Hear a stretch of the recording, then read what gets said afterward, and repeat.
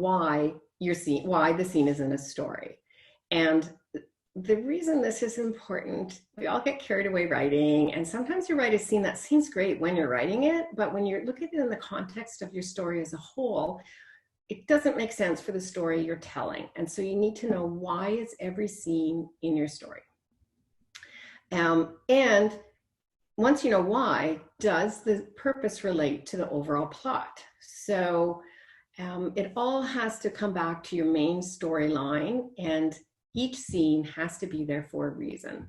So the scene where I said I had two names for it, it probably indicates to me as a writer, well, maybe it's two scenes, or maybe I didn't quite get a strong purpose in it. I don't really know what it's for. It's kind of wavering. And that's a scene I would go back, because I couldn't name it in 3 words or less.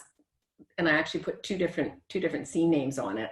I have to go back and figure out what that's for.